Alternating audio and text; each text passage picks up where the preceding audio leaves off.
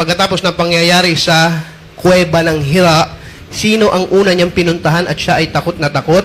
Ang kanyang asawa ni sa Khadijah radiyallahu anha. Ang sabi ni Khadijah, pagkatapos palakasin ang loob niya, meron akong pinsan, si Waraka bin Naufal, ay marunong sa kasulatan. Pumunta tayo sa kanya. At pagpunta sa kanya, anong nakita mo, Muhammad? At sinalaysay ng propeta Muhammad sallallahu alaihi wasallam kay Waraka bin Naufal, pinsan ni Khadijah radiyallahu anha, ang nangyari sa kuweba ng Hira. At sabi ni Waraka, inna hadan namus, iyang namus na yan, maraming tafsir yung namus, pero isa sa kahulugan nito, batas eh. Yang bumaba sa'yo o yung nagpakita sa'yo, yung taong yun, o yung anghel na yun, yung malaika na yun, siya ring ipinababa ni Allah subhanahu wa ta'ala kay Musa alayhi salam. Kinukonfirm ni Waraka na yung nagpakita sa iyo ay revelasyon mula kay Allah subhanahu wa ta'ala.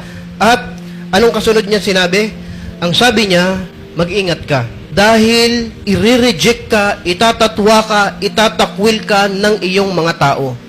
Subhanallah, ito na yung unang pagbabalita, ito na yung unang bad news. Di ba, ang Rasulullah sallallahu alaihi wasallam may mabuting reputasyon, kay kamahal-mahal siya sa Makkah, gustong-gusto siya sa iyong mapagkakatiwalaan. Pagkatapos ng mga nagawa niyang kabutihan, kung i-remind pa natin lahat, siya ay gustong-gusto ng mga tao. Pero pagkatapos nitong balitang ito, sinabi ni Waraka bin Naufal, ikaw ay mag-ingat at i-reject ka nila. Nagtanong ang Rasulullah sallallahu alaihi wasallam, gagawin nila yon? Gagawin nila yon dahil sa ibinigay sa iyong mensahe ni Allah subhanahu wa ta'ala. At sabi ni Waraka, kung ako ay aabutan ko na ikaw ay mangangaral na at i-reject ka nila, susunod ako sa iyo at lalaban ako para sa iyo. Subalit naiulat na siya ay hindi na nakaabot sa mensahe ng Rasulullah sallallahu alaihi wasallam. Wallahu ta'ala alam kung ano ang hukom kay Waraka bin Naufal na nag-iisa. Kasi sumusunod siya sa tama eh. Tandaan natin, si Allah subhanahu wa ta'ala nagpapadala ng bagong propeta dahil nawala na ang tunay na mensahe. Pero meron pang mangilan-ngilan na tulad ni Waraka bin Naufal na nagtatangan ng tamang mensahe mula sa naunang propeta na maaring sila ay tagasunod sa tamang turo ni Allah subhanahu wa ta'ala. Pagkatapos nitong pangyayaring ito, ang sabi ng tarikh, ng kasaysayan, ng mga historian, hindi na nasundan ng mahabang panahon o ilang mga araw ang revelation. Nakinalungkot ng propeta Muhammad sallallahu alaihi wasallam kasi may mga usap-usapan na si Muhammad nakakita daw ng anghel. Baka hindi totoo yun. Baka kanya lang yung guni-guni. So dahil hindi nasundan, hindi na ulit bumalik si Jibril alayhi salam, ay nalungkot siya, pero may hikma doon sa mahabang panahon ng hindi pagbalik ni Jibril alayhi salam. Yun yung panahon na si Muhammad sallallahu alaihi wasallam ay naibalik niya yung mula sa takot na pangamba niya, na ikondisyon niya ulit yung kanyang damdamin. At naiulat na tinapos lang ng propeta Muhammad sallallahu alaihi wasallam yung Ramadan, siya ay palaging nasa kuweba ng Hira. Tandaan natin, anong ginagawa niya doon? Sumasamba kay Allah subhanahu wa ta'ala. Ramadan. So ang Ramadan talaga ay panahon ng pagsamba. At ang Ramadan ay panahon ng tag-init.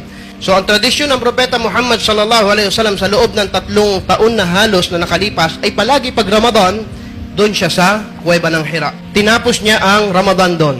At pabalik na siya ng Makkah, at ito yung kanyang kasanayan. Nung nasa kalagitnaan na siya ng Makkah, siya ay tinawag. Nagta-travel siya, sinabi natin, more or less 10 kilometers ang Garul Hira sa Makkah. Papasok na siya ng Makkah, nakapasok na siya sa boundary, nangangalagitnaan na siya sa pagkanyang biyahe, tinawag siya. Tumingin siya sa kanyang kanan, wala siyang nakita. Tumingin siya sa kanyang kaliwa, wala siyang nakita. Tumingin siya sa harap, wala siyang nakita. Tumingin siya sa likod, wala siyang nakita. Pero may tumawag sa kanya, Ya Muhammad. At tumingin siya sa taas, Idra'a Jibril. Pagtingin niya sa kalangitan, nakita niya si Jibril sa kanyang orihinal na anyo. Unang pagkakataon. Nung unang pagkakataon, sa orihinal na anyo ni Jibril alayhi salam, dahil sa kuweba, nag-anyong tao si Jibril. At pag-aanyong tao sa isang gwapong lalaki na maputi, na malinis, na mabango, ngayon hindi. Pagtingin niya sa kalawakan, nakita niya si Jibril alayhi salam, alal kursi, nasa kanyang upuan. Wallahu ta'ala alam kung paano yun, pero nakita niya, at lahu sittumi'a janahan.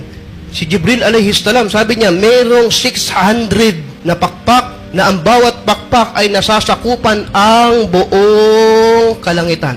Gano'ng kalaki? Subhanallah. Pagtingin niya, nagulat, natakot muli ang propeta Muhammad sallallahu alaihi wasallam, tumakbo siya ulit sa kanyang bahay, zammiluni, zammiluni. Khadija, itago mo ko, takpan mo ko, yakapin mo ako. At dito ipinahayag ulit ang isang aya sa marangal na Quran. Sinabi ni Allah subhanahu wa ta'ala, inireveal ni Allah subhanahu wa ta'ala sa kanya, Ya ayyuhal mudhathir, kum fa'andir, wa rabbaka fakabbir, wa thiyabaka fatahhir, wa rujya fahjur. Ang ibig sabihin ng Ya ayyuhal mudhathir, kasi siya ay, pagkita niya kay Jibril, sa sobrang laki, tinatakpan niya yung kanyang muka ng kanyang taub, ng kanyang damit. Yun ang ayyuhal mudhathir. O ikaw na nagtatago sa iyong damit, kum fa'andir, tumayo ka at magbanta. Pang ilang mga aya na ito? Second set na ito ng aya mula dun sa Iqra bismi rabbikal ladzi khalaq, yung tinalakay natin kagabi.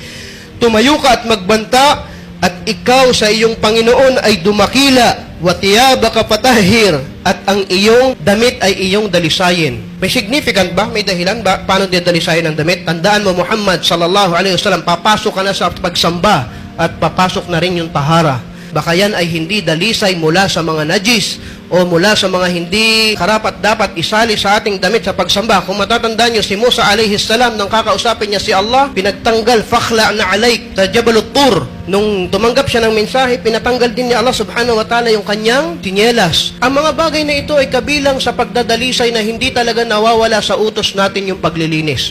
Pinalinis ni Allah subhanahu wa ta'ala ang iyong thub. At patahhir, warrujja fahjur. Warrujja fahjur ma'nahu ibta'id an asbab sakhatillah wa adabu. Magpakalayo-layo ka sa mga dahilan na ikaw ay kamumuhian ni Allah subhanahu wa ta'ala at parurusahan. Ito ang mga sumunod na mga aya na ipinahayag sa propeta Muhammad sallallahu alaihi wasallam. Naglalaman ito ng maraming mensahe. Kasunod ito ng mensahe ng kaalaman. Ngayon naman, para bang pinaghahanda ang Rasulullah sallallahu alaihi wasallam dahil may utos na.